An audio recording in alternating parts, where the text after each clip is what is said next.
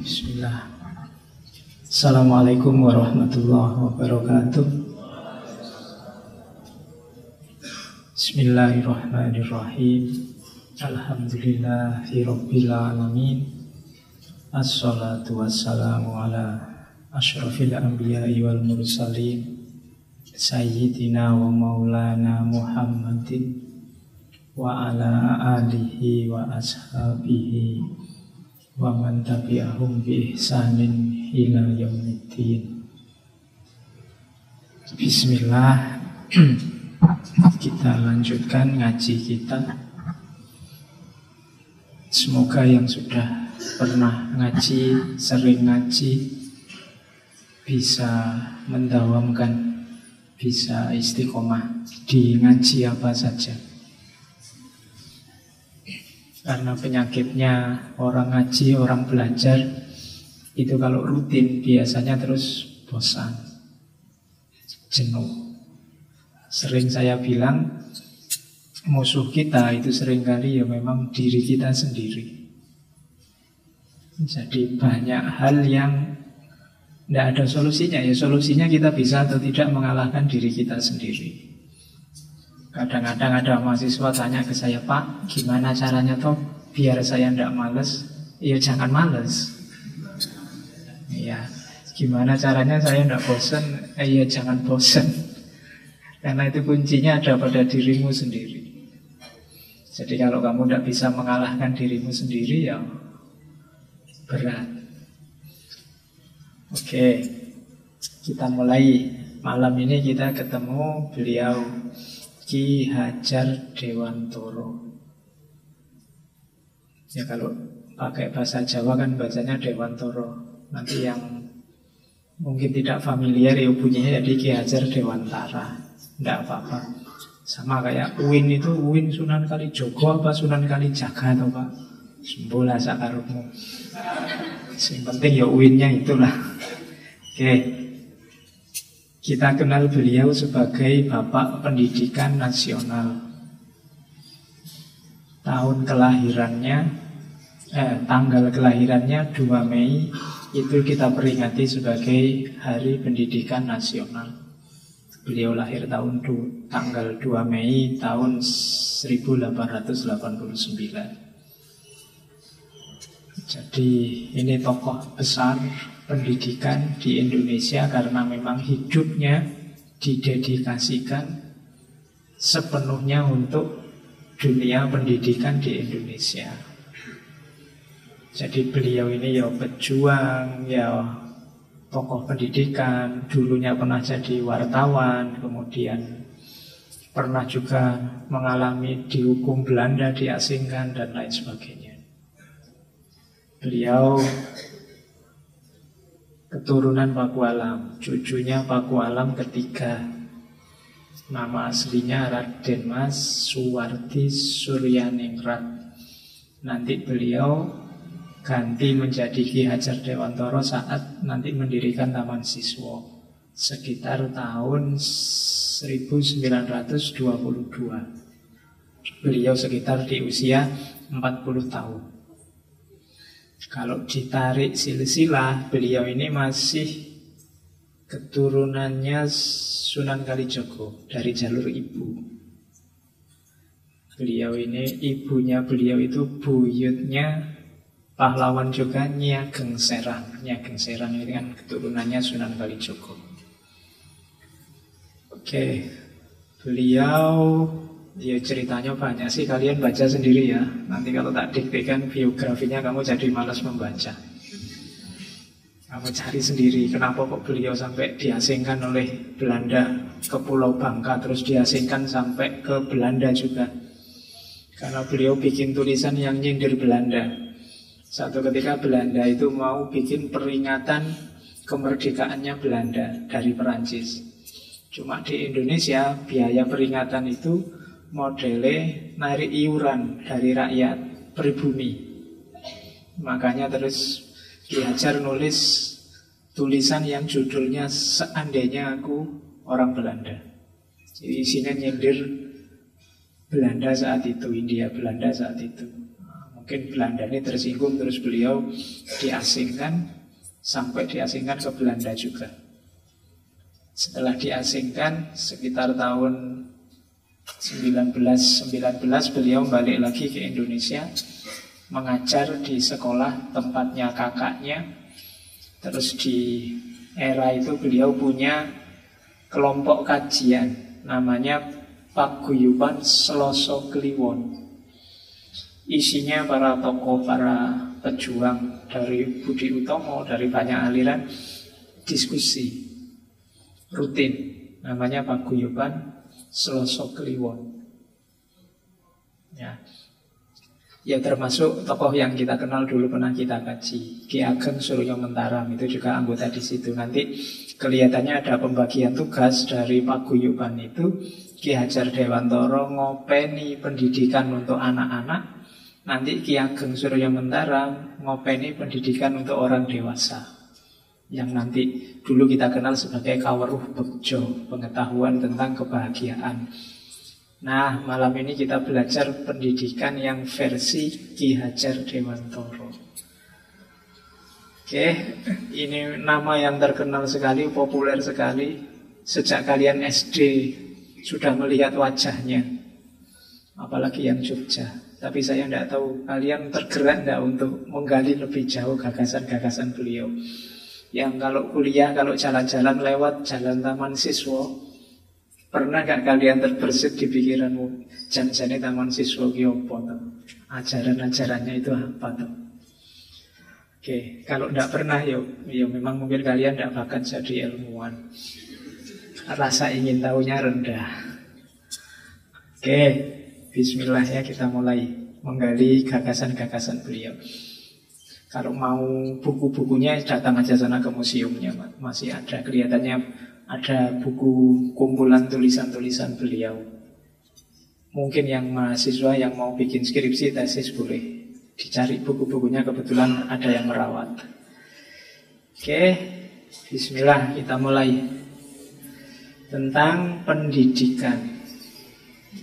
Jadi Ki Hajar mendefinisikan pendidikan itu sebagai tuntunan. Jadi tuntunan ya berarti pendidikan itu sebenarnya nuntun. Kan banyak orang menganggap pendidikan itu ngisi, tapi sebenarnya pendidikan itu menuntun. Kayak kita nuntun anak kecil itu loh, potensi berjalan ada di anaknya. Kita hanya nuntun biar dia bisa tegak, bisa melangkah sendiri dan tidak jatuh. Bukan kita yang membuat dia berjalan. Dia sebenarnya sudah punya potensi, sudah punya kemampuan untuk jalan. Kita hanya ngawal, makanya istilahnya nuntun. Sehingga menurut Ki Hajar, pendidikan itu menuntun segala kekuatan kodrat yang ada pada anak-anak, agar mereka sebagai manusia dan sebagai anggota masyarakat dapat mencapai keselamatan dan kebahagiaan yang setinggi-tingginya. Jadi pendidikan itu nuntun, membangkitkan potensi anak sehingga dia jadi manusia seutuhnya yang selamat dan bahagia. Jadi hakikatnya pendidikan ini, kalian ini kan semuanya sedang menjalani pendidikan. Maka pertama-tama perhatikanlah potensimu, kemampuanmu. Makanya sering-sering saya panas-panasi, saya provokasi, mbok kamu kenali dirimu, mbok kamu investigasi dirimu, kamu muhasabah, itu dalam rangka apa? Kenali potensimu. Tidak ada manusia yang tidak berguna. Kemungkinan kalau kamu merasa, Pak saya ini gunanya apa, atau Pak saya itu rasanya kok opo-opo tidak iso, mungkin kamu kurang jeli membaca potensimu, sehingga potensinya tidak bangkit-bangkit, tidak keluar-keluar. Ya kalau dalam dunia pendidikan butuh guru, guru yang bisa nuntun, yang bisa membangkitkan, mengembangkan potensimu, sehingga kamu jadi manusia yang utuh, selamat, bahagia. Kenapa bahagia? Ya kalau hidupmu selaras dengan jiwamu, dengan bakatmu, dengan potensimu, kamu kan senang, bahagia. Passionmu kalau bahasanya hari ini. Jadi Yo gambarannya kalau kayak kalian misalnya bakatnya apa tapi kuliahnya ngambil jurusan apa. Mungkin kamu bakatmu itu agama, kamu kalau hafalan Quran, kalau disuruh doa, kalau disuruh itu nyaman, senangnya luar biasa. Tapi terus kamu ngambil jurusannya keliru. Misalnya jurusan apa yang tidak nyambung sama agama. Itu kan kamu tersiksa di jurusanmu. Mungkin kamu bisa lulus karena kamu pinter, IP kamu tinggi. Tapi kamu tidak penuh nanti. Ada yang tersingkirkan. Justru potensi utamamu. Nah, seorang guru itu yang unggulan biasanya bisa melihat, oh anak ini pinternya di mana, bakatnya di mana. Kalian besok juga gitu. Kalau jadi guru atau jadi orang tua, perhatikan anak-anakmu, perhatikan murid-muridmu. Saya bilang tadi, tidak ada manusia yang tidak berguna, tidak ada anak yang tidak berpotensi. Semuanya berpotensi, tinggal ketemu atau tidak ketemu. Kalau kamu hari ini merasa, Pak, saya itu apa toh Pak? Tidak ngerti apa-apa, saya itu tidak bisa apa-apa. Belum ketemu saja. Kok sampai besok-besok belum ketemu, ya berarti kamu kurang jeli membaca dirimu. Baca lagi. Setiap orang istimewa. Tidak ada yang tidak istimewa. Jadi kalau ada yang bilang di Indonesia itu tidak ada yang istimewa selain martabak, tidak. Di Indonesia itu semua orang istimewa. Hanya saja mungkin kamu belum ketemu. Makanya jangan sia-siakan hidupmu. Kita hidup hanya sekali. Masa hidup hanya sekali aja tidak ketemu potensi unggulanmu yang dititipkan oleh Allah. Oke, jadi itulah hakikat pendidikan menurut Ki Hajar. Nah, itu kalimat dari beliau. Anak-anak hidup dan tumbuh sesuai kodratnya sendiri. Pendidik hanya dapat merawat dan menuntun tumbuhnya kodrat itu. Meskipun mengenyam pendidikan di tempat yang sama dan dididik oleh guru yang sama, tentunya setiap murid punya alamnya, punya jalannya sendiri-sendiri. Jadi kalian meskipun kuliah di kampus yang sama, di jurusan yang sama, ketemu dosen yang sama, kos-kosannya juga sama, tapi nanti jalanmu pasti beda-beda sesuai kodratmu masing-masing. Berarti apa? Pendidik itu mengarahkan, merawat, menuntun, menumbuhkan kodrat yang dimiliki oleh seorang anak.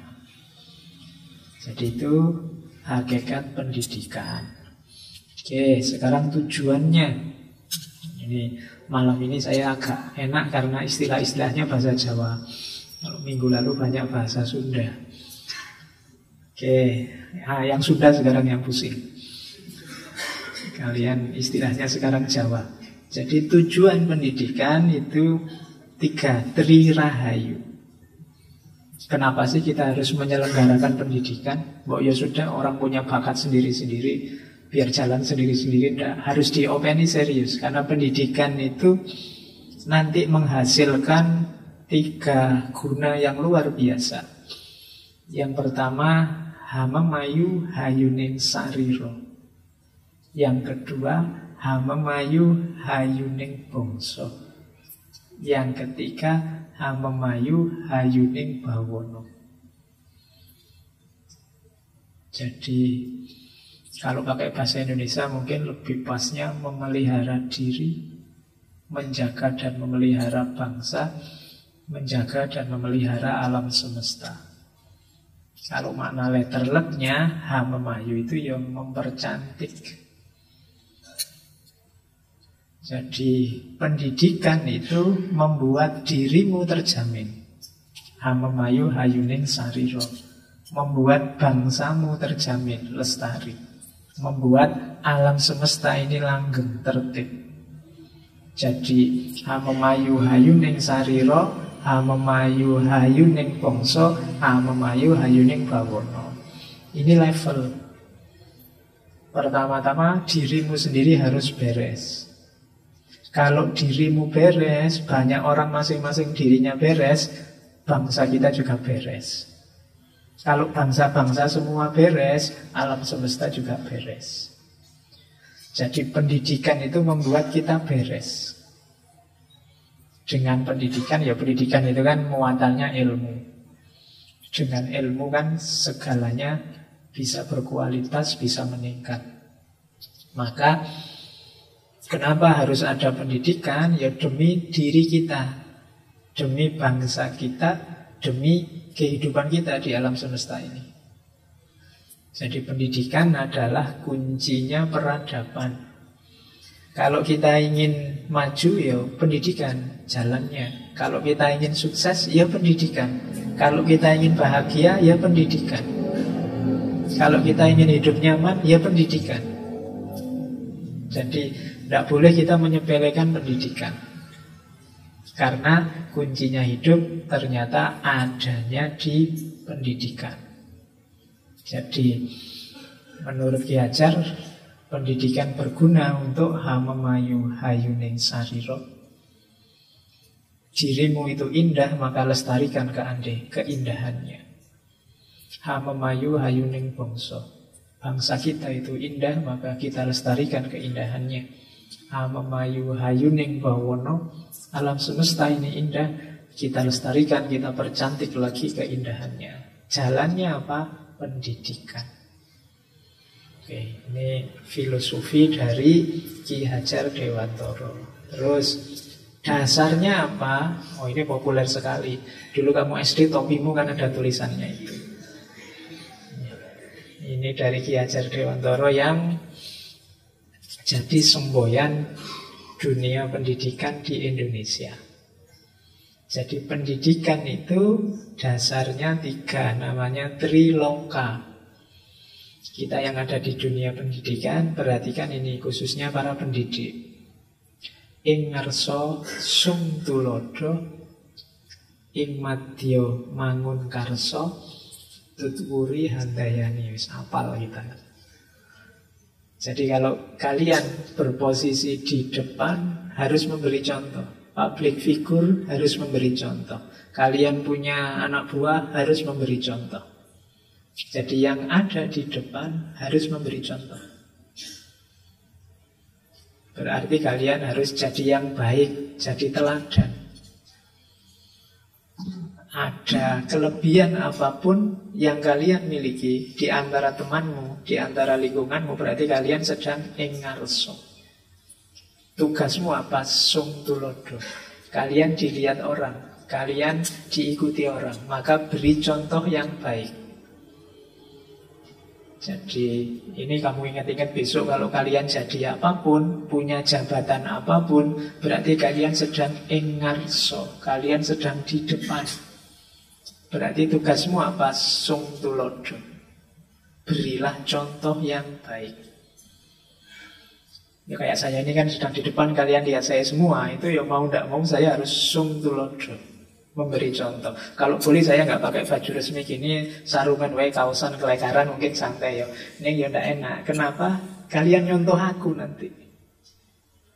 Jadi harus sung tulodo. Kamu di depan adikmu di rumah juga harus sung tulodo, karena kamu ada kelebihan di depan adikmu, kamu di depan dia. Oke. Nah, yang kedua, ing madya. Ing madya itu di tengah jalan, di tengah-tengah posisinya, sedang bareng-bareng. Yang dilakukan apa? Mangun karso, membangun kreativitas.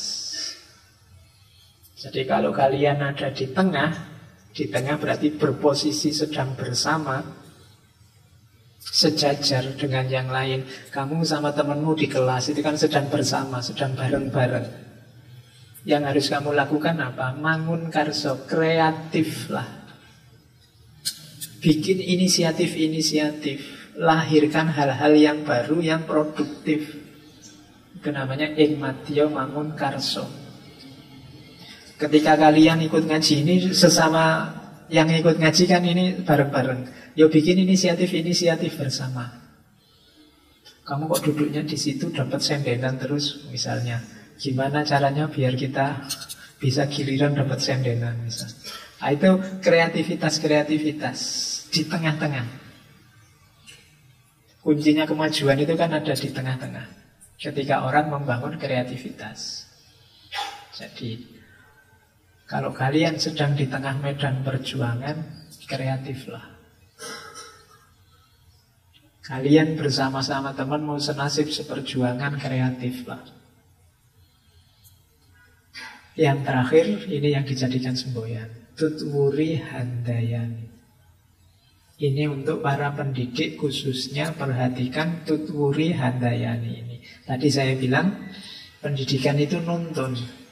Berarti apa? Mengikuti anak didik. Nuntun itu kan di belakang mesti. Paling enggak di samping tapi kan agak ke belakang. Nek nuntun di depan itu namanya nyeret. Ya, nuntun itu pasti di belakangnya.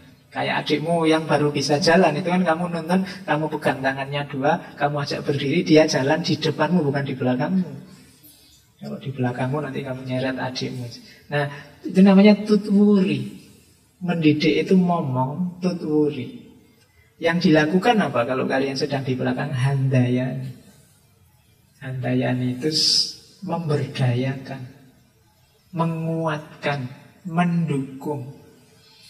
Jadi kalau kalian sedang ada di belakang, kuatkan dia, dukung dia, berdayakan dia, biarkan potensi-potensinya yang bagus keluar. Jadi jangan didikte, jangan dimarah-marahi, apalagi diisi dengan yang jelek-jelek. Biarkan dia mandiri, ikuti dari belakang, berdayakan dia, dukung dia. Nah, itu namanya tutwuri handayani. Jadi pendidikan ini kalau ingin sukses, yang di depan memberi contoh, yang di tengah kreatif, produktif, dan yang di belakang mendukung. Kalau dalam struktur pendidikan ya berarti yang di belakang itu bisa guru, bisa kampusnya, bisa pemerintahnya. Harus tutwuri handayani. Oke. Jadi itu 3 dasar kerja seorang pendidik, 3 semboyan pendidikan yang namanya triloka. Jadi kalian jeli membaca posisimu ada di mana. Kok kebetulan di depan, ya beri contoh yang baik. Kok ya jadi penuntun, jadi guru, jadi pengajar, ya berdayakan, handayani. Jadi pendukung yang di belakang yang menguatkan. Itu namanya tutwuri handayani. Jadi kalau tadi tujuannya tadi adalah Tri Rahayu, dasarnya triloka. Terus sekarang sistemnya. Sistemnya ini istilahnya trimong. Orang sering menyebut ini pendidikan sistem among. Jadi trimong itu 3 mong. Ya untungnya tri di Jawa sama tri Inggris suaranya sama-sama tri. Jadi trimong itu kalau mungkin yang nggak ngerti bahasa Jawa mendengarkan suaranya kayak trimong itu 3 pendeta apa 3. Trimong itu singkatan dari mong. Ada 3 kata yang akhirnya sama-sama mong. Sistem pendidikan itu yang baik, pendidikan yang momong atau among atau ngemong. Jadi ada momong, ada among, ada ngemong. Ini 3 standar sistem pendidikan yang dikenal sebagai sistem pamong. Momong itu apa? Momong itu ya kalau seperti teman-teman momong adik, atau kalau punya anak momong anak. Momong itu apa? Merawat dengan penuh kasih sayang, sambil menanamkan kebiasaan-kebiasaan yang baik. Ini namanya momong.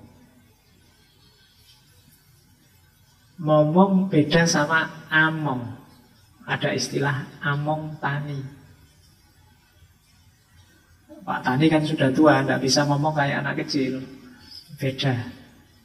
Kalau among itu memberi contoh, biar ditiru, tanpa harus memaksa. Itu namanya among. Beda sama ngemong. Jadilah pribadi yang ngemong. Nah, kan kamu sering dengar istilah begitu. Ngemong itu gimana? Ngemong itu merawat, menjaga, sehingga yang dijaga, yang dirawat bisa tumbuh, bisa berkembang dan optimal. Itu namanya ngemong. Ngemong itu butuh banyak kesabaran. Kadang-kadang kan kamu punya teman yang nakalnya luar biasa, tiap hari kamu harus sabar. Terus orang bilang, wah kamu ini punya jiwa ngemong. Ngemong itu kamu mengamati, merawat, menjaga, biar dia tumbuh, berkembang. Jangan sampai potensinya mati, tapi juga jangan sesat kemana-mana. Kamu mengawasi terus, itu namanya ngemong. Beda sama momong. Kalau momong itu merawat plus menanamkan sesuatu yang baik-baik. Kamu harus begini, kamu harus begitu, itu momong. Beda juga sama among. Kalau among itu lebih pada memberi contoh.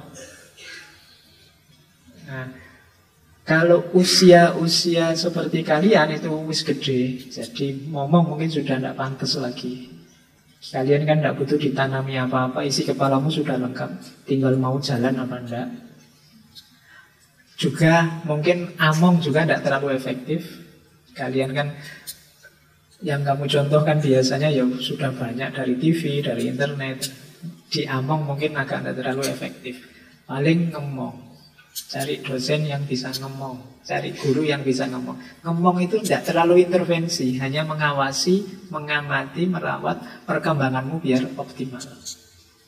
Nah, pendidikan itu semacam ini katanya Ki Hajar.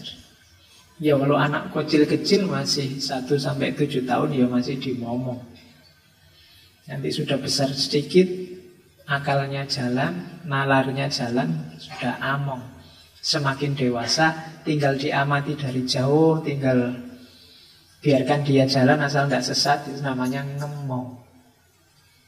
Nah, jadi kalian silahkan nanti kalau ada yang jadi guru, perhatikan strategi ngajar ini. Kapan kamu ngomong, kapan kamu among, kapan kamu ngemong. Jadilah guru yang bisa ngomong, bisa among, bisa ngemong. Sistem ini nanti dikenal sebagai sistem pamong.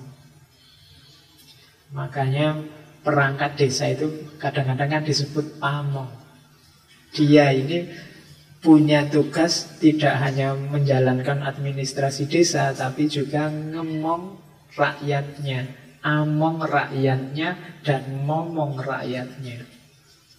Pemimpin yang baik harusnya juga bisa ngomong, bisa among, bisa ngomong. Tergantung level rakyatnya. Keluarga yang baik, kepala keluarganya harus bisa ngomong, among, ngemong. Suami yang baik harus bisa ngomong, among, ngemong. Istri yang baik juga begitu. Pacar yang baik, tidak masuk hitungan ya nek pacar. Oke. Jadi ini sistem pendidikan, namanya sistem pamong. Terus, nah sekarang aktivitasnya.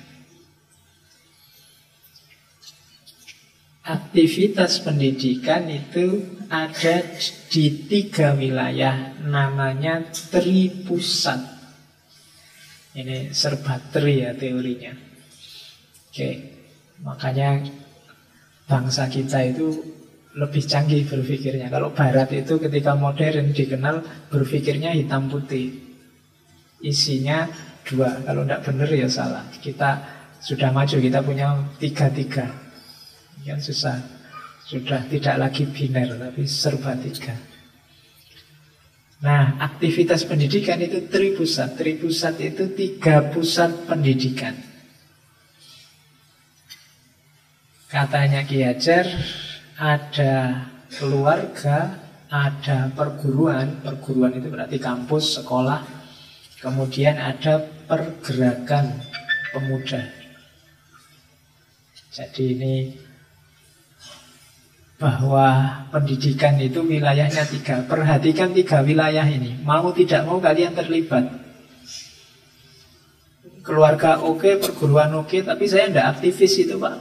Tidak ada di pergerakan pemuda. Iya, tapi kan kamu punya teman, punya pergaulan. Pasti itu juga mendidikmu sesuatu. Kadang-kadang lebih banyak sesama temanmu ini yang memengaruhi hidupmu. Maka wilayah pergerakan pemuda juga harus diperhatikan. Ya dasarnya tetap keluarga.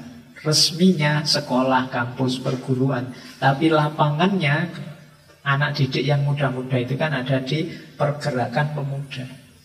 Kalian juga begitu. Kamu kan merasa saya itu bukan aktivis oh Pak. Kerjaan saya ya di perpus saja tiap hari misalnya. Baca sama bikin tugas sama gimana caranya bisa lulus cepat. Iya, kamu udah aktivis dari sisi tidak ikut lembaga aktivis yang formal. Tapi kan kamu punya teman, punya kalangan sendiri. Saya kutu buku kok Pak. Ya kalanganmu kan juga sesama kutu buku. Punya teman, punya pergaulan. Ini juga mendidikmu sesuatu. Maka aktivitas pendidikan itu wilayahnya 3. Keluarga, perguruan, dan pergerakan pemuda. Fokusnya harus jelas katanya Ki Hajar. Kalau keluarga biasanya mendidik budi pekerti dan laku sosial. Karakter, akhlak itu biasanya lembaga yang paling efektif menanamkan itu keluarga. Sekolahan bisa, kampus bisa, tapi tetap yang paling efektif keluarga. Maka membangun akhlak, membangun karakter itu paling mudah lewat rumahnya masing-masing.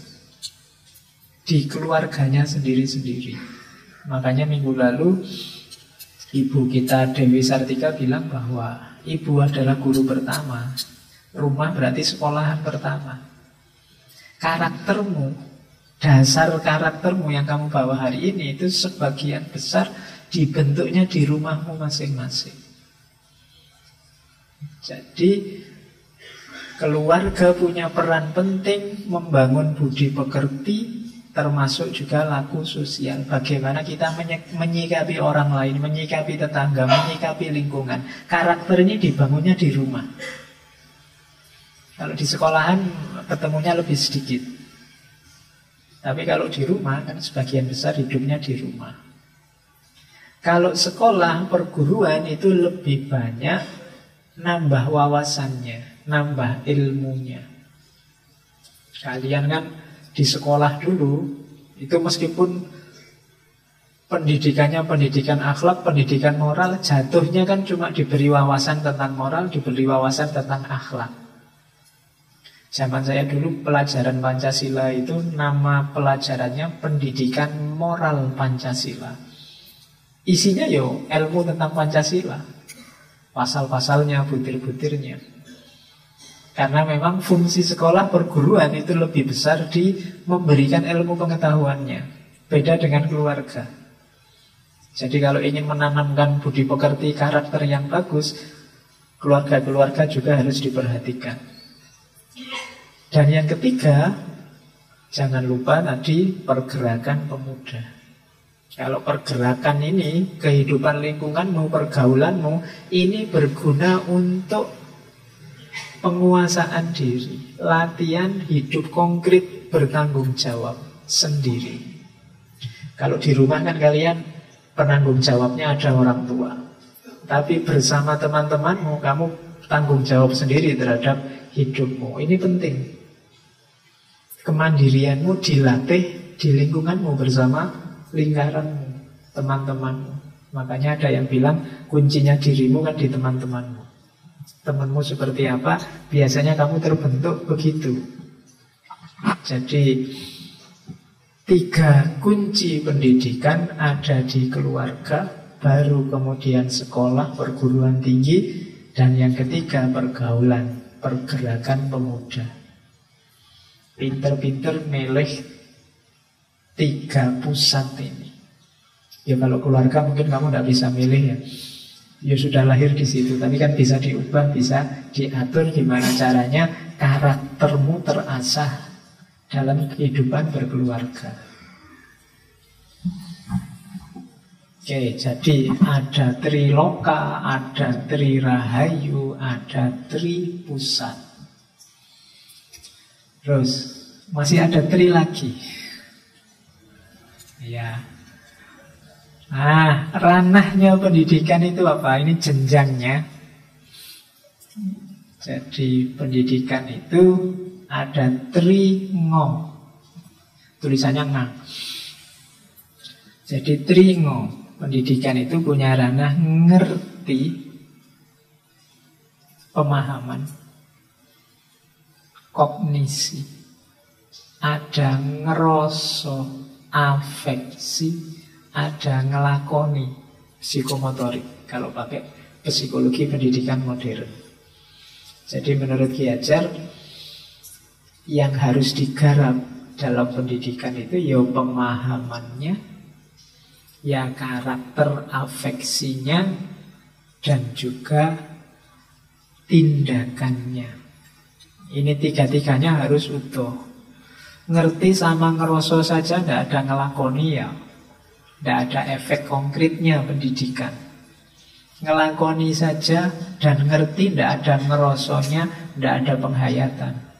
Biasanya tidak mendalam, tidak passion katanya orang hari ini. Atau ngeroso saja dan ngelakoni, tidak ada ngertinya, nanti malah kacau, tidak ada ilmunya, tidak ada pemahamannya. Jadi tiga-tiganya harus ada. Kalian juga begitu, ilmu saja langsung tindakan tidak didukung oleh karakter yang bagus, itu situasinya kayak hari ini kan. Kamu sering mengkritik orang, orang pinter kok kayak gitu, mbok yo akhlaknya ditata. Itu berarti apa? Ngerti dan ngelakoni, tapi ngerosonya belum nyampe. Atau ada yang ngeroso dan ngelakoninya canggih, tapi ngertinya kurang. Akhirnya paham, tidak paham, ada berita kamu share. Akhirnya terus gegeran di mana-mana, kacau di mana-mana. Kenapa? Kamu belum paham. Jadi tidak ada ilmunya. Kalau tidak ada ilmunya, ngeroso dan ngelakoninya tidak maksimal, tidak optimal. Harus dicari ilmunya, harus ada ngertinya. Apalagi tidak ngelakoni, cuma ngerti dan ngeroso. Ah, saya paham kok Pak, sudah. Saya orang baik kok Pak. Ya sudah dijalankan. Ya kapan-kapan aja lah Pak. Itu tidak ada efeknya. Ilmu saya tinggi Pak, saya filsafat itu sudah baca puluhan buku. Dan insya Allah akhlak saya baik. Sudah dijalankan? Belum Pak. Ya, gunanya tidak ada ngelakoninya. Itu kalau pakai pepatah Arab kan kasyajari bila samarin, seperti pohon yang tidak ada buahnya. Justru buahnya ilmu itu dingelakoni. Jadi kalau kalian punya banyak mutiara ilmu yang berharga, tampakkan itu, terapkan itu dalam kehidupanmu. Itu namanya ngelakoni. Tidak ada gunanya orang pinter-pinter tapi tidak mewujudkan kemuliaan ilmunya dalam kehidupan sehari-hari. Itu ngerti dan ngeroso saja. Akhirnya ilmunya berhenti di perpustakaan, berhenti di buku-buku, berhenti di debatnya acara-acara TV. Tidak ada efeknya. Nah, maka pendidikan harus menggarap tiga ranah ini.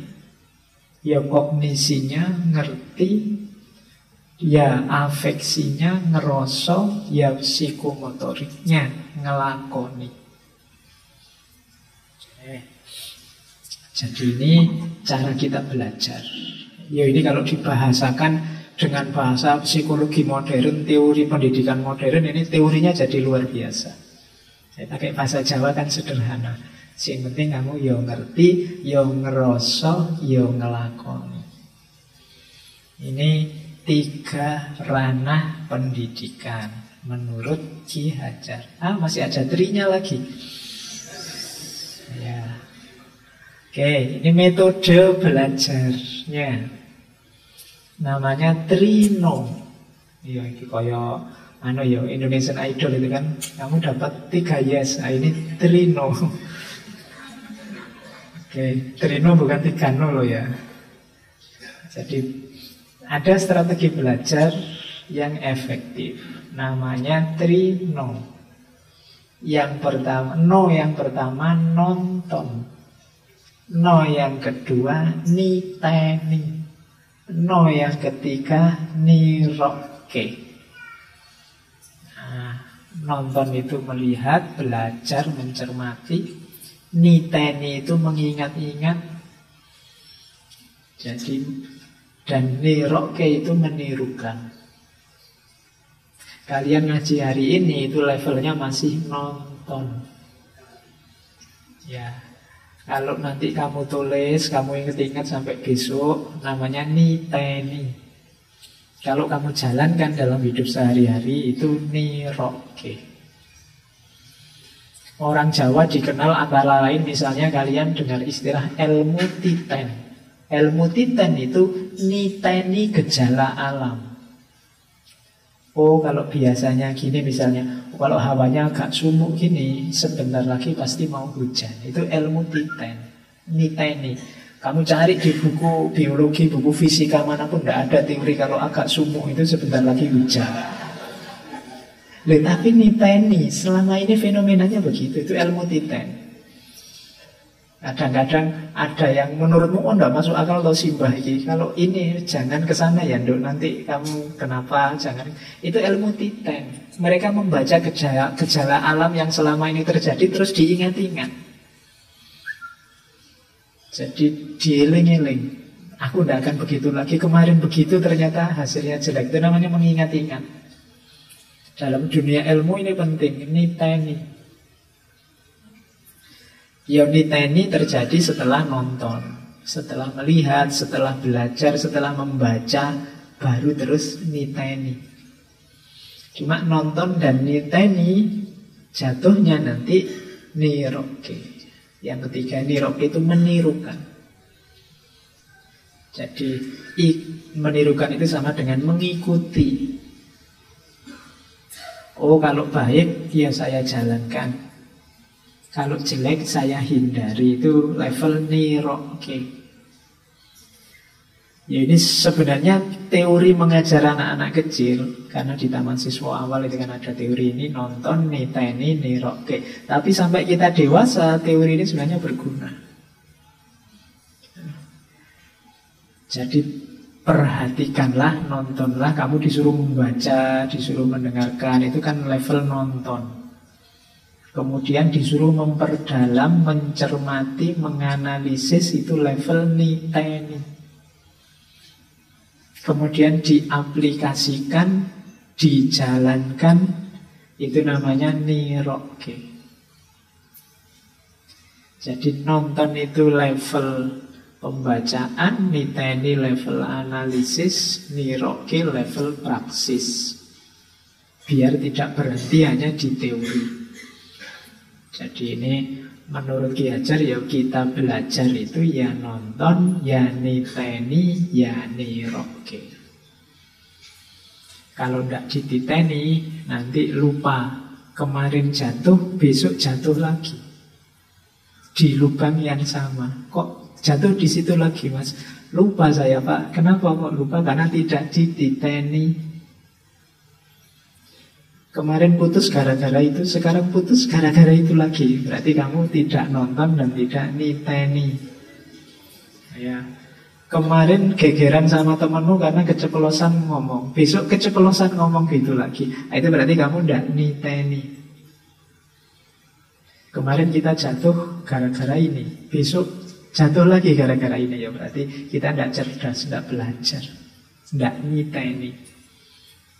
Jadi jangan sampai jatuh ke lubang yang sama 2 kali. Itu jalannya adalah niteni. Harus diingat-ingat. Karena kan kita sering bilang orang itu tidak ada orang sial, tidak ada orang bodoh selain yang jatuh di lubang yang sama 2 kali. Wong kemarin di situ jatuh, besok kok jatuh lagi. Maka pergunakan dengan efektif teori niteni ini. Kamu harus titen. Oke, saya itu tiap berangkat dari rumah ke kantor kan jalannya itu terus. Saya itu hafal ada berapa lubang dari UIN sampai rumah saya. Saking ngapalin, karena sejak tahun berapa kan lewat situ terus. Karena kalau tidak titen susah dulu nanti. Jadi hafal. Dulu naik angkot, naik mikrolet itu hafal sampai jalur 16 itu. Hafal itu. Sebentar lagi pasti ada geronjalan pas. Karena apa? Niteni. Dalam hidupmu juga harus perhatikan niteni. Kan tidak lucu kamu bertahun-tahun lewat situ tiap hari keceklong. Ya, harusnya apa? Ya itu boleh kamu kiaskan untuk banyak hal yang lain. Oke, niteni. Semakin canggih kamu niteni, semakin mungkin kamu sukses. Karena kamu tahu di mana kamu biasa jatuh, di mana kelemahan, di mana kelebihanmu. Itu hasil dari niteni. Terus, nah ini teorinya teori beliau tentang peralatan pendidikan. Cara mengajar, metode pendidikan yang bagus. Itu versinya Ki Hajar ada 6 metode. Yang pertama memberi contoh dan pembiasaan. Yang kedua pengajaran dan perintah paksaan hukuman. Yang kelima dan keenam laku atau self-disiplin dan pengalaman. Lahir maupun batin. Kita punya 6 alat. 6 alat ini cocok untuk level usianya manusia. Cara mengajar dengan contoh dan pembiasaan itu cocok untuk anak usia 1 tahun sampai 7 tahun. Jadi efektif. Membiasakan anak kecil untuk tertib itu efektif. Kalau anak ini dibiasakan tertib di usia-usia itu, sampai besar dia akan punya karakter tertib. Pembiasaan. Diberi contoh untuk dibiasakan. Jadi sehingga kalau bahasa psikologinya muncul namanya habit of mind. Makanya Kanjeng Nabi itu menyuruh mengajak anak-anak sholat. Di usia 7 tahun itu harus mulai diwajibkan sholat. Kenapa? Ini usia limit untuk pembiasaan. Sampai muncul di kepalanya habit of mind. Bahwa kalau tidak sholat terus jadinya tidak enak. Usia-usia ini. Tapi kalau sudah besar agak susah di pembiasaan. Jadi dibiasakan kalau kalian sejak kecil dibiasakan tertib antri yuk. Nah, itu kalau kamu ngantrinya tidak tertib itu rasamu tidak enak. Kenapa ini sudah jadi habit of mind? Kalau ada orang nyela antrian, kamu marah mesti. Kenapa? Tidak biasa, biasanya tertib. Tapi kalau sejak kecil dibiasakan tidak tertib, ya kamu tidak tertib biasa aja. Alah Pak biasa, ini kan struggle for fight. Jadi yang menang bisa nyerondol duluan ya menang. Kalau yang kelemak-kelemek ya kalah ya. Itu yang terbiasa dalam jiwamu. Maka biasakan yang baik-baik. Khususnya untuk yang 1 sampai 7 tahun. Adik-adikmu, besok anak-anakmu. Saya telat berarti Pak. Ya wis. Dilatih juga tidak apa-apa. Levelmu mungkin 1 sampai 7 tahun. Ya. Meskipun tidak efektif ya diulang-ulang ya siapa ngerti efektif. Tapi ini sebenarnya sangat efektif untuk anak usia 1 sampai 7 tahun. Memberi contoh dan membiasakan. Berarti ini sampai taman kanak-kanak. Makanya anak taman kanak-kanak itu belum waktunya diperintah-perintah, dipaksa-paksa, diancam-ancam. Akan berpengaruh dalam psikisnya. Mereka masih usia-usia diberi contoh dan dibiasakan. Kalau kamu ingin dia tertarik dengan ngaji, tertarik dengan sholat, contohkan dirimu yang senang ngaji dan senang sholat. Itu untuk anak usia 1 dan 7 tahun. Kalau kamu ingin adikmu senang baca buku, tampakkan padanya bahwa kamu suka baca buku. Kenapa adik-adikmu, anak-anak kita yang kecil-kecil sekarang tergila-gila dengan HP, game online? Karena kakak-kakaknya nyontoni begitu. Kok kamu heran, Pak sekarang itu, Pak anak kecil-kecil TK itu sudah ngerti pacaran. Lah yo masih nyontoni ngono terus. Mbak Yune nyontoni gitu terus. Jadi akhirnya apa? Ya dia melihat contoh yang seperti itu, dia terbentuk seperti itu. Pembiasaannya dia terbiasakan di situ. Jadi ini fase krusial sebenarnya usia 1 sampai 7 tahun ini. Fase penyemaian, penanaman. Kalau yang tertanam terbiasakan yang jelek-jelek, semakin dewasa semakin susah untuk menanamkan yang baik-baik. Karena sebelum menanam yang baik harus motong yang jelek-jelek ini dulu. Nah nanti mulai 7 tahun, ini SD, sampai 14 tahun, ini berarti awal SMP, itu dia baru efektif untuk diperintah, disuruh, diajar, diwanti-wanti dengan hukuman. Sesekali harus dipaksa, karena biasanya umur ini agak bandel, agak pemberontak. Makanya kemarin yang saya cerita ada kasus kelitih, itu kan usia-usia SMP. Karena ini anak-anak ini biasanya jiwa dan pikirannya baru tumbuh, baru berkembang.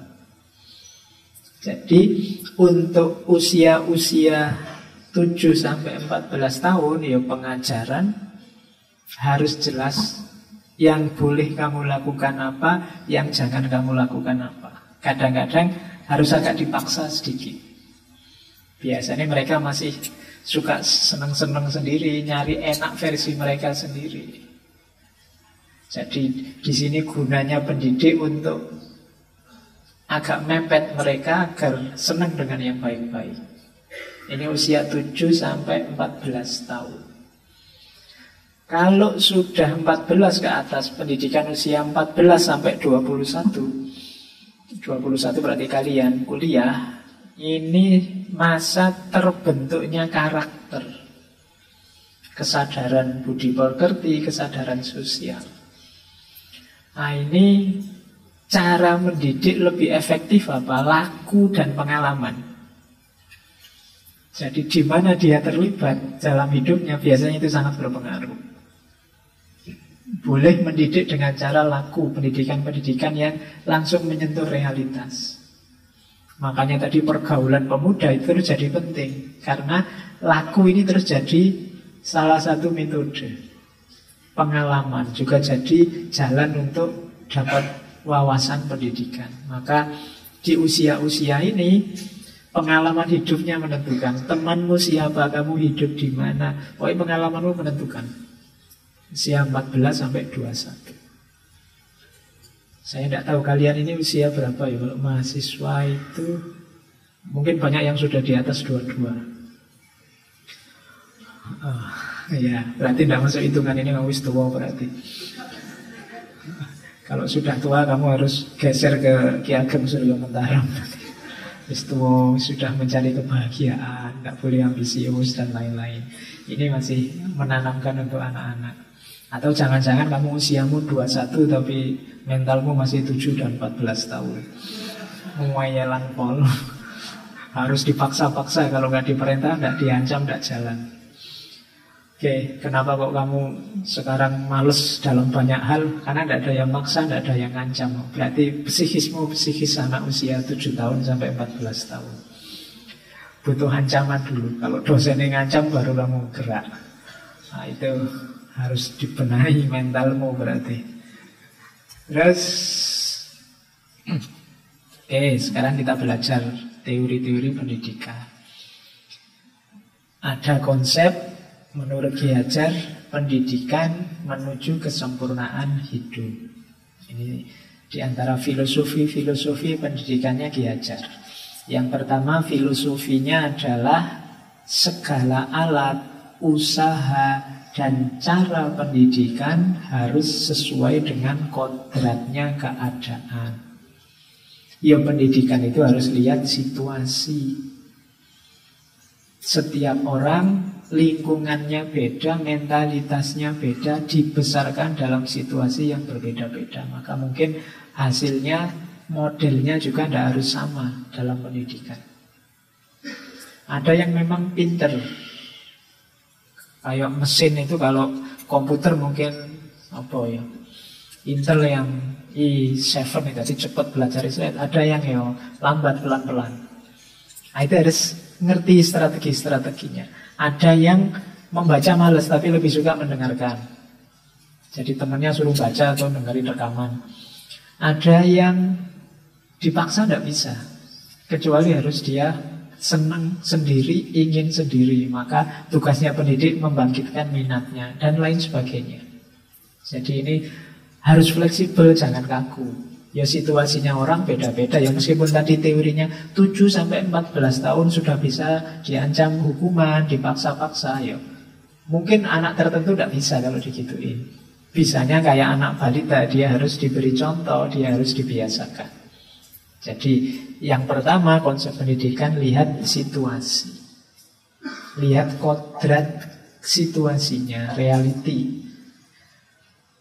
Terus selanjutnya bagaimana kodratnya situasi itu tersimpan dalam adat istiadat setiap rakyat, yang oleh karenanya bergolong-golong merupakan kesatuan dengan sifat kehidupan sendiri-sendiri. Sifat mana terjadi dari pencampurnya semua usaha dan daya upaya untuk mencapai hidup tertib damai. Kodratnya, tadi kan pendidikan itu sesuaikan dengan kodratnya. Kodrat itu seperti apa sih Pak? Sesuai dengan adat istiadat kebiasaan masyarakatnya. Jadi sesuaikan dengan situasi kita masing-masing. Mungkin yang pendidikan di timur ya tidak sama persis dengan pendidikan di barat. Kan sering orang mengilustrasikan, oh kalau di barat itu pendidikannya lebih cenderung ke yang eksak-eksak, yang positivistik, sementara di timur cenderung intuitif, ya monggo. Nature-nya beda-beda. Harus menyesuaikan dengan adat istiadat, budaya, nature-nya. Orang Indonesia itu cenderung suka dengan yang metafisik, sementara yang barat suka dengan yang fisik. Itu kan nature. Kalian dipaksa-paksa, kamu harus belajar biar menguasai sains dan teknologi dan seterusnya. Kamu tidak terlalu tertarik. Mungkin kamu terbiasakan dengan yang metafisik. Maka kalau gurumu ngomong, belajar ya. Kalau kamu belajar nanti kamu bisa dapat ilmu laduni, dibantu oleh jin-jin misalnya. Terus kamu tertarik dengan ini. Ini kan apa? Situasi reality yang beda. Kamu dipancing dengan sains tidak tertarik, dipancing dengan yang metafisik tertarik. Itu pintu-pintu alat-alat yang ya harus kita manfaatkan. Karena jiwa kita kan sesuai dengan lingkungan masyarakat kita. Terus adat istiadat sebagai peri kehidupan tadi tidak luput dari pengaruh zaman dan tempat. Oleh karena itu tidak tetap senantiasa berubah. Yang ketiga ini membantah, melanjutkan yang tadi. Itu kan Indonesia zaman dulu Pak, yang suka gitu-gitu. Indonesia zaman sekarang sudah sama saja kayak yang lain. Kita juga pegangannya sudah HP, sudah YouTube, sudah kamera, sudah macam-macam. Ya meskipun kamu bisa bantah lagi ya, karena sekarang pegangnya kamera, pegangnya smartphone, YouTube, akhirnya kamu karena suka yang metafisik, YouTubean dan kamera dibawa ke kuburan. Terus bikin vlog tentang hantu-hantuan. Oke, ya itu jiwa kita hari ini. Jiwanya orang timur yang suka yang metafisik. Terus, apalagi pendidikan menuju kesempurnaan hidup itu akan mengetahui garis hidup yang tetap dari suatu bangsa, perlulah kita mempelajari zaman yang telah lalu. Mengetahui tentang menjelmanya zaman ke dalam zaman sekarang dan menyelami zaman yang berlaku ini. Barulah kita dapat membayangkan zaman yang akan datang. Nah, meskipun ada perubahan-perubahan, tapi kita kan punya karakter. Kita punya pola yang tetap. Oh kalau gini pola budaya kebangsaan kita yang Indonesia. Nah untuk tahu pola yang tetap ini ya membacanya ke belakang hari ini dan kira-kira perkiraan di masa depan. Jadi membacanya harus utuh. Jadi membaca, kalau ingin tahu Pak karakter Timur, karakter Indonesia yang gimana sih Pak? Ya belajarlah sejak awal dulu nenek moyang kita seperti apa, kemudian berkembang zaman kemerdekaan seperti apa, zaman kita sekarang seperti apa, berarti kira-kira besok situasinya seperti apa. Nah ini namanya pendidikan untuk menuju kesempurnaan hidup. Biar kita bisa tepat memahami situasi budaya kita. Dan yang terakhir, pengaruh baru diperoleh karena bercampur gaulnya bangsa yang satu dengan yang lain. Percampuran mana sekarang ini mudah sekali terjadi sebab adanya hubungan modern. Haruslah kita waspada dalam memilih mana yang baik untuk menambah kemuliaan hidup kita dan mana yang akan merugikan. Dengan selalu mengingat bahwa semua kemajuan dalam lapangan ilmu pengetahuan serta segala peri kehidupan itulah kemurahan Tuhan untuk segenap manusia di seluruh dunia, sekalipun masing-masing hidup menurut garisnya sendiri-sendiri yang tetap. Maksudnya apa? Jadi tadi kan kita ngerti identitas budaya, identitas kita, tapi identitas yang sudah kita pahami ini pun bukan barang mati. Nanti kita bergaul dengan bangsa lain, dengan negara lain, dengan budaya yang lain, pasti ada perubahan-perubahan. Tidak masalah, wong memang kodratnya hidup itu begitu. Hanya saja kita harus pinter memfilter mana yang mau kita ubah, perubahan apa yang bisa bermanfaat untuk hidup kita, dan mana yang nantinya hanya merugikan saja. Tentunya kita ambil yang bermanfaat. Jadi ini semacam filosofi pendidikan yang menuju kesempurnaan hidup tadi. Jadi ada 1, 2, 3, 4, 5.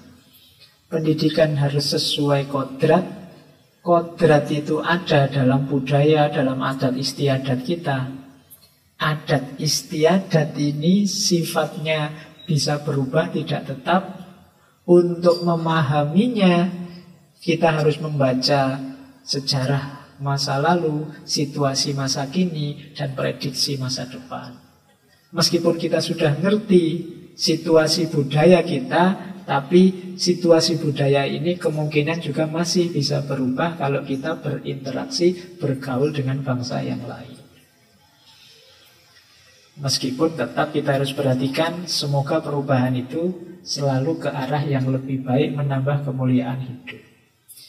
Inilah pendidikan yang dengan filosofi ini nanti akan melahirkan pendidikan yang menuju kesempurnaan hidup. Terus ada lagi filosofi kedua dari Ki Hajar Dewantara, namanya pendidikan kerakyatan. Ini teori ini lahir karena sebelumnya di era penjajahan Belanda itu kan banyak sekolah-sekolah yang eksklusif.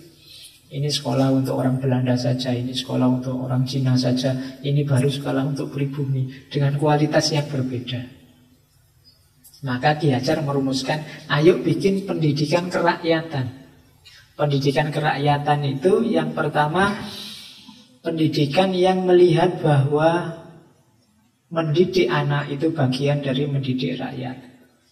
Pendidikan kerakyatan berarti mendidik rakyat, iya. Cuma mendidik rakyat itu berarti apa? Mendidik anak-anak. Karena anak-anak ini generasi penerus. Nah, kalian juga sebenarnya hitungannya ya masih anak-anak, meskipun posturnya sudah bapak-bapak. Kamu agak boros umurnya. Oke, terus kenapa begitu? Kenapa harus ada pendidikan untuk rakyat? Karena rakyat yang kuat akan melakukan segala upaya untuk membuat negeri ini makmur. Jadi rakyat harus terdidik. Kalau mereka terdidik, mereka akan kuat. Kalau mereka kuat, negara juga kuat. Semakin banyak rakyat tidak terdidik, berarti mafhum kebalikannya, semakin lemah satu negara. Jadi makanya pendidikan itu penting. Terus pendidikan kerakyatan itu, pendidikan harus membuat anak mencintai bangsanya. Saya tidak tahu, banyak yang mungkin tidak terlalu mencintai bangsanya. Banyak yang minder jadi orang Indonesia. Kalau kalian lihat postingan-postingan kan kamu banyak sering nyindiri dirimu sendiri. Dasar orang Indonesia. Loh, emangnya kamu orang mana? Ya kan? Dasar warga plus 62 kan gitu. Loh, kamu orang mana? Kamu kan juga berarti kelompok itu. Kita sama-sama orang Indonesia. Terus kamu tidak bangga sama bangsamu.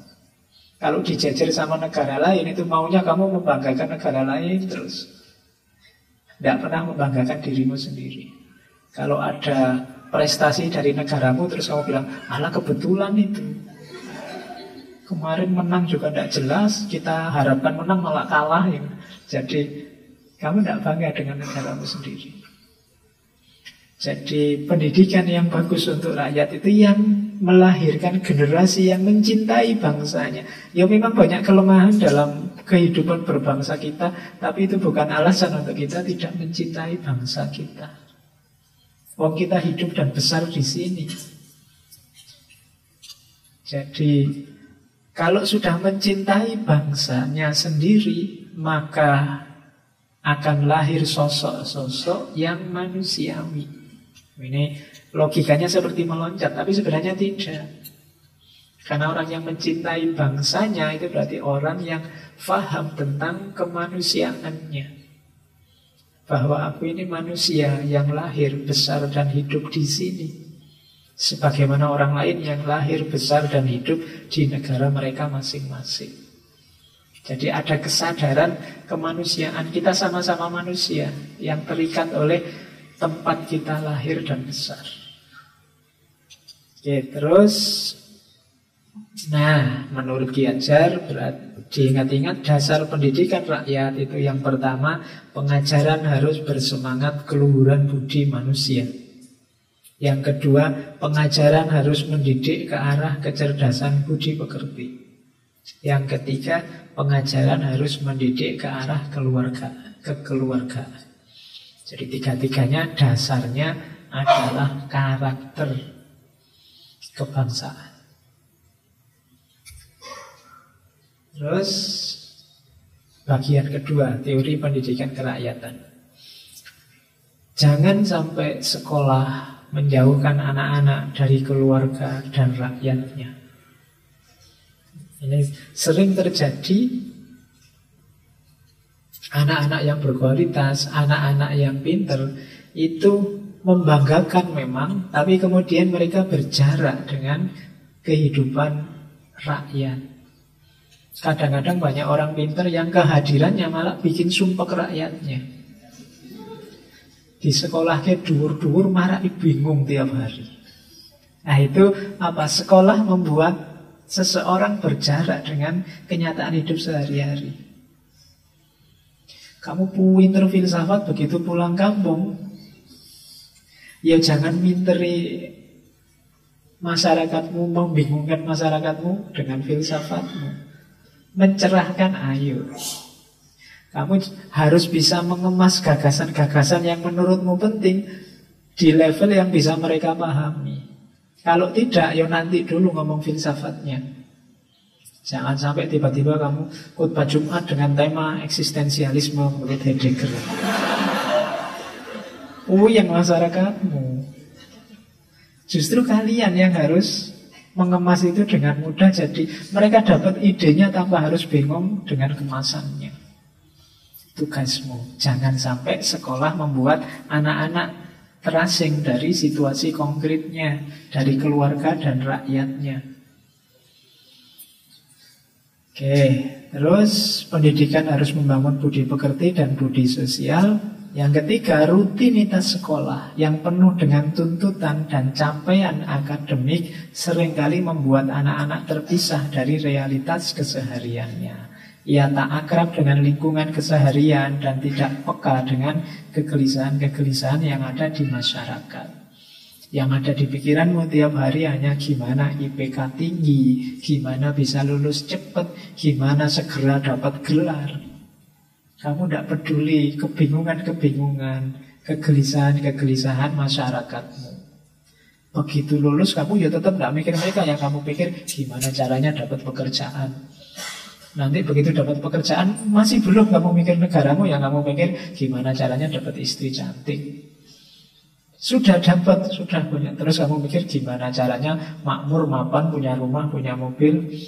Sudah dapat, sudah punya. Gimana caranya menyekolahkan anak ke luar negeri, membesarkan anak biar lulus sukses kayak bapaknya. Lu kapan kamu mikir negaramu? Kapan kamu berkontribusi untuk masyarakatmu? Kapan kamu berpikir manfaat ilmumu, manfaat kemampuanmu untuk lingkungan sekelilingmu?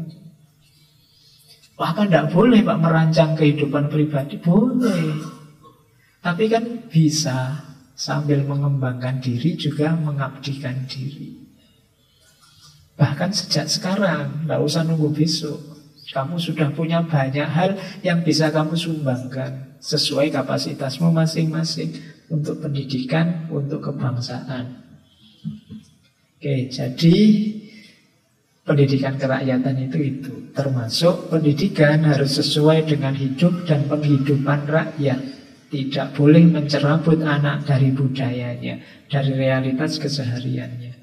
Karena kita orang Indonesia, bangsa Indonesia, ya pendidikan harus membangun dasar komitmen terhadap budayanya. Budaya Indonesia, budaya kebangsaan Indonesia. Nah, ini konsep dari Ki Hajar. Terus, setelah ini kita ngomong teori tentang bedanya pendidikan barat dengan pendidikan nasional. Ini di beberapa tulisan beliau mengkritisi pendidikan barat. Meskipun nanti lembaga taman siswa itu banyak diinspirasi antara lain oleh beberapa institusi. Ada tokoh yang dianggap menginspirasi Ki Hajar, misalnya Marie Montessori yang dari Italia, kemudian Rabindranath Tagore dari India, termasuk juga seorang filosof pendidikan dari Jerman namanya Froebel.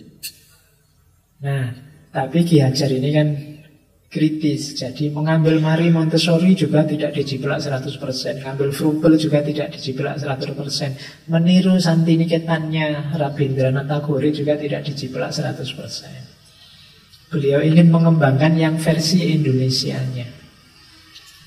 Nah, apa kritik beliau terhadap pendidikan barat? Bagaimana pendidikan secara barat itu akan dasar-dasarnya saja di situ sudah terdapat hal-hal yang ganjil. Adapun dasarnya pendidikan barat itu yakni Regelung, Tuch dan Order. Perintah, hukuman, dan ketertiban. Kalau dosenmu cara ngajarnya perintah, hukuman, dan ketertiban, berarti dosenmu kayak barat. Tugasnya ini ya, kalau yang tidak ngumpul nanti sanksinya nilaimu jatuh. Nah, absen harus 75%. Perintah, hukuman, dan ketertiban. Terutama dalam prakteknya.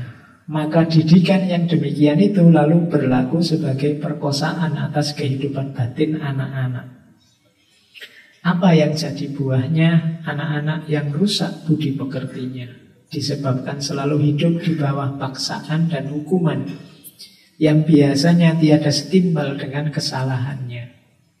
Kalau menjadi orang tua, ia tiada akan dapat bekerja kalau tidak dipaksa, kalau tidak ada perintah. Kalau kita meniru saja cara yang semacam itu, tiadalah kita akan bisa membentuk orang yang punya kepribadian.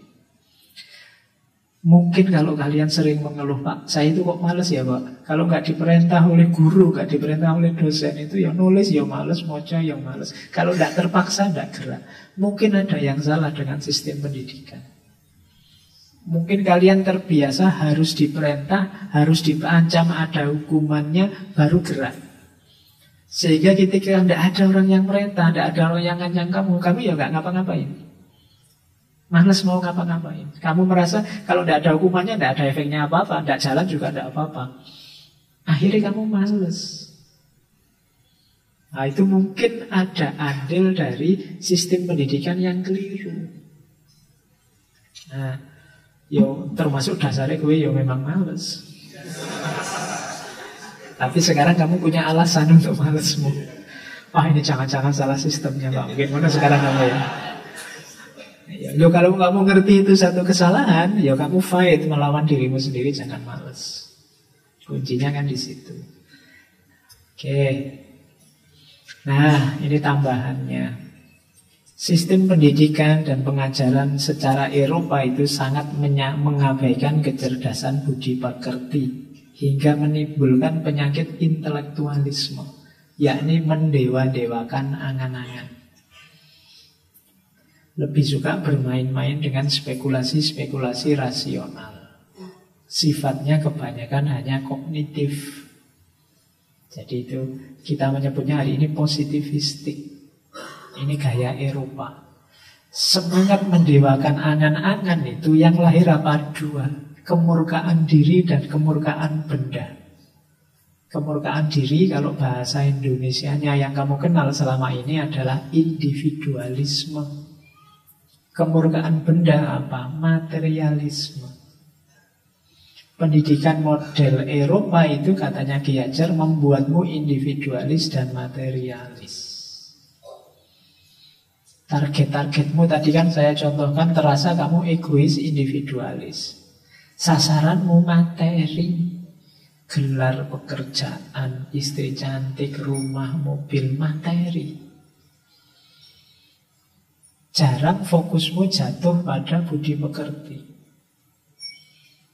Nah ini kritik, karena mungkin kita banyak mengadopsi dari sana. Oke, contohnya apa? Coba dilihat. Misalnya pendidikan bahasa. Bahasa sebagai alat pengajaran, katanya Ki Hajar, tidak kecil pengaruhnya terhadap pendidikan. Anak yang sejak kecil selalu dibiasakan pada bahasa asing dan dijauhkan dari bahasanya sendiri, ia akan kehilangan hubungan batin dengan orang tuanya sendiri. Dan kelak di kemudian hari ia juga akan terasing perasaannya terhadap bangsanya sendiri. Bukti tidak perlu jauh-jauh dicari.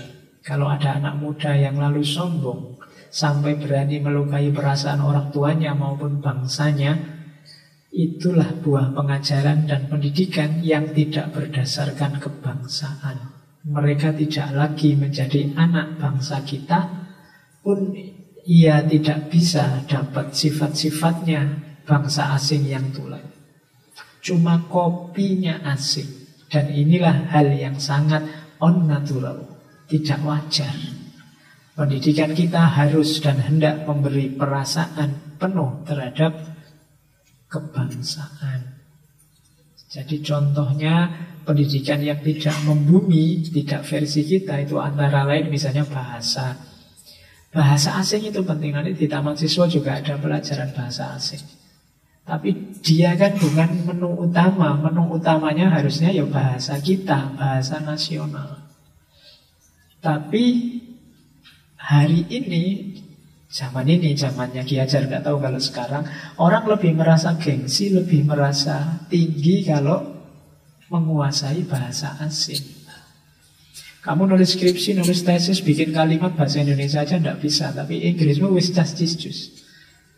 Harusnya malu. Tapi kita kan enggak. Sing pinter bahasa Inggris, mungkin bahasa asing yang lain, Jerman, Arab, Cina. Kamu bisa merasa lebih besar, lebih tinggi, lebih sombong. Di sini Ki Hajar menunjukkan bahwa hati-hati loh. Kalau kamu terlalu banyak muatan asingnya, kamu akan kehilangan kepekaan, kehilangan rasa terhadap bangsamu. Bahkan termasuk pada orang tuamu. Kamu yang pintar bahasa Inggris, bacaannya tiap hari Inggris, mungkin melihat yang nggak bisa bahasa Inggris levelnya di bawah. Ya penting memang bahasa, tapi jiwamu tidak boleh kalah. Bahwa kamu orang Indonesia harus punya komitmen kebangsaan. Rasa kebangsaanmu jangan hilang. Jadi itu contoh bagaimana tadi pendidikan yang kurang pas untuk bangsa Indonesia. Terus ada beberapa tulisan dari beliau tentang sistem pendidikan yang disarankan. Beliau menyarankan antara lain sistem asrama. Kita kenalnya sistem pondok kalau hari ini. Kenapa? Karena pendidikan kan harus ada muatan karakternya. Itu biasanya muatan karakter ini lebih efektif kalau antara guru dan muridnya hidup bersama. Dan itu ada di sistem pondok atau sistem asrama. Jadi, dan ini katanya Ki Hajar, tidak cuma belakangan ada di Indonesia. Nenek moyang kita dulu juga modelnya seperti ini. Mulai zaman dulu hingga sekarang kita punya rumah pengajaran yang juga jadi rumah pendidikan. Yaitu kalau sekarang pondok pesantren. Kalau zaman Kabudan dulu, zaman Buddha, dinamakan pawiyatan atau asrama.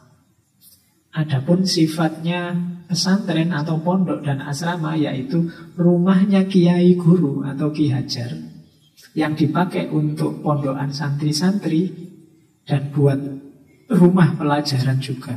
Di situ guru dan murid setiap hari siang malam berkumpul jadi satu. Maka pengajaran dengan sendirinya selalu berhubungan dengan pendidikan. Jadi kalau menurut Ki Hajar, pengajaran dan pendidikan itu beda. Kalau pengajaran itu hanya nambah isi wawasan, kalau pendidikan itu menanamkan karakter juga.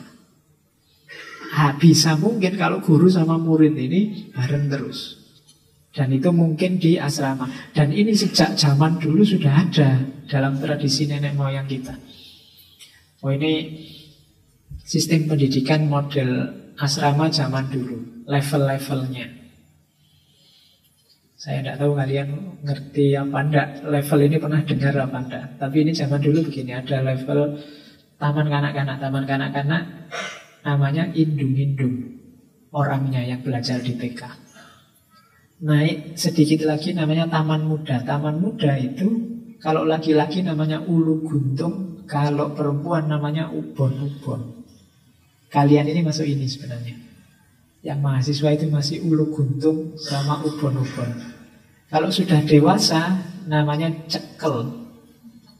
Kalau laki-laki, kalau perempuan dunyik. Nanti ada taman guru. Ini yang belajar jadi guru. Kalau laki-laki namanya cantrik, kalau perempuan namanya mentrik. Cantrik ini nanti diresepsi dalam bahasa hari ini kita kenalnya jadi santri. Kalau kalian sudah nyantri lama, sudah mulai membantu ustadz, sekali-sekali ngajar. Nah, itu kalau laki-laki namanya manguyu, kalau perempuan namanya sontrang.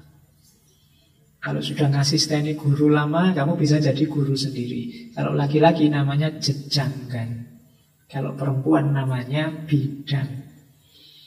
Kalau guru sudah senior, sudah mantap ilmumu, maka kamu naik level jadi ki hajar atau level pendeta. Kalau zaman Kabudan, pendeta itu ada yang hanya ngajar namanya Dwijawara, ada yang sudah nyufi, sudah tirakat saja, semedi, namanya wiku. Ada yang bekas pejabat, bekas raja, namanya begawan. Kalau dari asing namanya resi. Oh, itu sekedar tahu saja bahwa dulu ada itu. Sekarang kan kamu ngertinya ya pokoknya TK, SD, SMP, SMA, kemudian gelar SH, SAG, ST, dan lain sebagainya. Berarti apa katanya Ki Hajar? Sejak zaman dulu kita punya sistem pengajaran. Tidak kalah kok sama Barat, sama Eropa. Dan sistem pengajaran itu ternyata kita lebih komplit. Ada pengajaran agama, pengajaran ilmiah, dan juga pengajaran kebatinan, pengajaran sosial. Bahkan sangat tertib, ada urutannya dari rendah sampai tinggi dalam satu pawiyatan, dalam satu perguruan. Tadi kan ada urutannya dari awal sampai akhir. Dan dalam pawiyatan itu guru dan muridnya hidup bareng-bareng untuk belajar. Tiap murid dari tingkat yang di atas pada gilirannya akan jadi pengajar murid yang level bawah. Oh, ini kan sistem kaderisasi pendidikan yang luar biasa. Dan jangan lupa ternyata baik laki-laki maupun perempuan bisa belajar di sana. Buktinya ada istilah untuk laki-laki, ada istilah untuk perempuan. Berarti jauh sebelum zaman penjajahan, zaman kerajaan-kerajaan, kita sudah melakukan emansipasi perempuan yang luar biasa. Perempuan ternyata boleh sekolah juga, boleh mondok juga, boleh masuk pawiyatan juga dengan istilah tersendiri. Oke, jadi itu bukti sebenarnya kita punya sistem pendidikan yang luar biasa sejak lama, tanpa harus mengcopy paste dari Eropa atau Barat. Terus, nah kalau ini asasnya taman siswa menurut Ki Hajar. Nanti kalian dalami sendiri ya satu-satu. Semangat belajarnya taman siswa itu dasarnya 7. Yang pertama, jadilah pembelajar yang bisa mengatur dirinya sendiri. Kalau kalian kuliah, kalian sekolah, kalian belajar, jadilah pribadi yang bisa mengatur dirinya sendiri. Bukan pribadi yang nunggu diatur, nunggu diperintah. Yang kedua, kemerdekaan batin, pikiran, dan tenaga. Yang ketiga, pahami, sadari, hidupkan kebudayaan sendiri. Yang keempat, bangun pendidikan yang merakyat. Tadi penjelasannya di depan. Yang kelima, percaya dan bersandar pada kekuatan sendiri. Ini pendidikan yang mandiri. Yang keenam, membelanjai diri sendiri. Jangan tergantung pada siapapun di luar dirimu. Karena begitu kamu tidak membelanjai diri sendiri, berarti kamu dibelanjai orang lain. Kalau kamu dibelanjai orang lain, kamu tergantung padanya. Kalau kamu tergantung padanya, kamu tidak mungkin jadi merdeka batin, pikiran, dan tenaga. Tidak mungkin kamu percaya diri pada dirimu sendiri, wong buktinya kamu dibelanjai orang lain. Tidak mungkin kamu bisa membangun kebudayaanmu sendiri karena kamu tergantung yang lain yang membelanjai. Dan yang ketujuh, ketulusan, keikhlasan, kesucian hati untuk mendidik, untuk dekat dengan anak. Ini 7 asas pendidikan yang dikembangkan oleh Ki Hajar dengan taman siswanya. Nah, ini ada namanya Fatwa Sendi Hidup Merdeka. Isinya banyak dipakai orang untuk quotes-quotes dari beliau Ki Hajar. Yang pertama, lawan sastro ngesti mulyo. Dengan pengetahuan kita menuju kemuliaan. Jadi mulianya hidupmu itu karena pengetahuan, karena ilmu. Berarti apa? Hidupkan ilmu, hidupkan pengetahuan, kita akan jaya, kita akan mulia. Yang kedua, sastro herjendro yuningrat pangruwating diyu.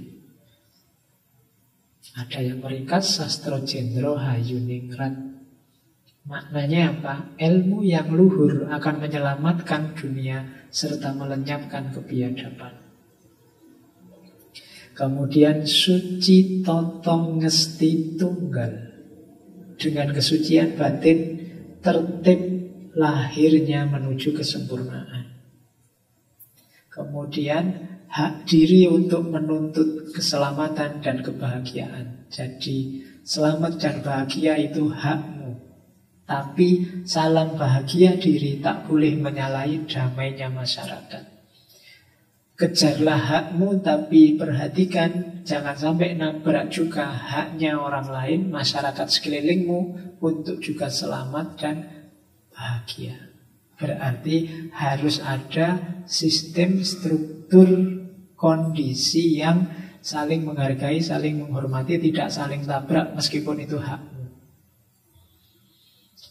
Selanjutnya, kodrat alam penunjuk untuk hidup sempurna. Tadi pendidikan yang mengejar kesempurnaan hidup, kuncinya ada di kodrat alam, situasi aslimu, kebudayaanmu. Kemudian alam hidup manusia adalah alam hidup berbulatan. Kita dan manusia yang lain itu saling bersentuhan, saling mempengaruhi. Jangan dikira kalau kamu jelek, biar saja saya jelek, Pak, kan saya tidak mengganggu orang lain, tidak merusak orang lain. Dengan kamu jelek saja, lingkungan sekelilingmu akan tercemar. Maka hati-hati.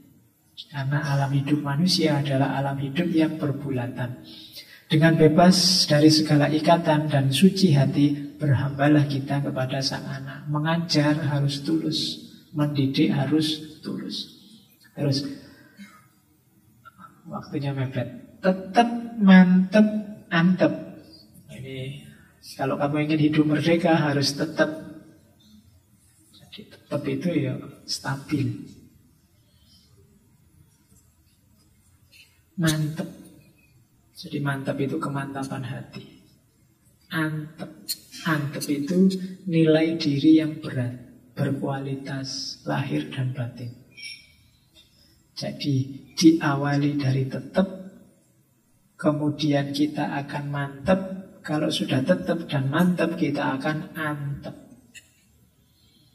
Ketetapan hati, kemantapan, dan kualitas. Ada lagi yang kedua, ngandel, kendel, bandel, kandel. Yes, Jawa kabeh istilah wis. Ngandel itu percaya, kendel itu berani, bandel itu tahan banting, kandel berkualitas. Kalau kamu punya kepercayaan, ngandel, jadi punya rasa percaya diri. Kemudian kendel, berani, tidak minder, serius mau berjuang, itu berani. Bandel, tahan banting, tahan uji. Maka akhirnya kamu akan kandel. Kandel itu tebal. Berarti kamu jadi orang yang tangguh, orang yang kuat. Ya nanti boleh kamu jadikan semboyan hidupmu. Motonya apa? Ngandel, kendel, bandel, kandel. Pokoknya endel kabeh. Atau tetap, mantep, antep. Yang keempat ini pakai N semua. Neng, ning, nung, nang. Neng itu menang, neng itu wening, nung itu hanung, nang itu menang. Nang itu menang. Menang itu ketentraman lahir, ketentraman batin. Jadi hidup yang tentram. Terus ning, wening. Wening itu jernih. Jernih berarti kamu bisa membedakan mana benar, mana salah, mana baik, mana buruk. Berarti kamu masih jernih, tidak kecampur apa-apa. Terus nung. Nung itu hanung. Hanung itu kuat, sentosa, kokoh, lahir batinnya, tangguh, siap mencapai cita-cita. Itu hanung.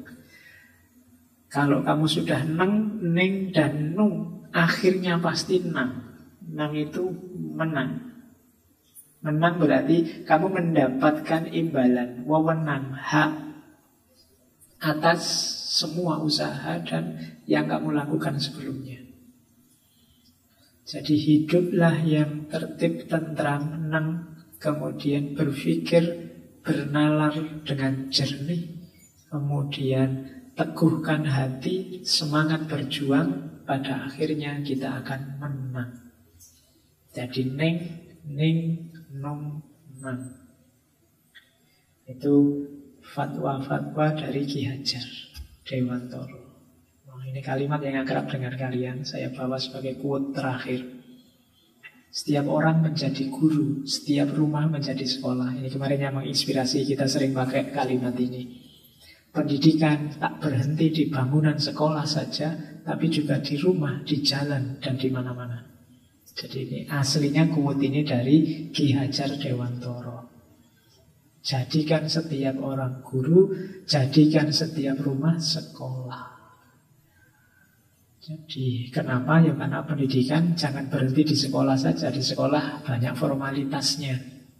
Segala tempat harus jadi sekolah. Setiap orang bisa jadi guru. Belajarlah tanpa melihat batas-batas. Oke, itu kalimat 2 bulan sebelum beliau meninggal. Kalau suatu ketika ada orang yang meminta pendapatmu, apakah Ki Hajar itu seorang nasionalis, radikalis, sosialis, demokrat, humanis, ataukah tradisionalis? Maka katakanlah bahwa aku hanyalah orang Indonesia biasa saja yang bekerja untuk bangsa Indonesia dengan cara Indonesia. Jadi itu di antara pesan mutiara dari Ki Hajar Dewantoro. Oke, alhamdulillah Ki Hajar selesai. Sebenarnya masih banyak gagasan-gagasan beliau. Malam ini kita fokus ke pendidikan. Mungkin pada saatnya kita akan membahas tentang kebudayaan. Karena kalau dikelompokkan gagasan-gagasan beliau kan bisa tentang pendidikan. Beliau juga sebenarnya tokoh kebudayaan. Insya Allah lain waktu. Oke, saya kira sesi pendidikan kita selesai. Bulan depan kita ganti tema. Kita ambil tema ekonomi ya, sekali-sekali ngomong ekonomi. Ini bukan materi ekonomi, yang rodo filosofis tentang ekonomi. Kita awali dari minggu pertama, kita ketemu mbahnya Kapital, Adam Smith. Kemudian minggu selanjutnya Max Weber. Ya, dia punya teori tentang hubungannya ekonomi dengan agama. Kemudian biar nggak barat semua, teori ekonominya Ibnu Khaldun minggu ketiga. Biar nggak asing semua, minggu terakhir kita bahas teori ekonomi dari Bung Hatta. Semoga tidak ada halangan, bisa 4 utuh untuk bulan Maret. Kita akan bertemu Adam Smith, kemudian Max Weber, kemudian Ibnu Khaldun, dan yang terakhir Bung Hatta. Itu materi kita insya Allah untuk bulan Maret.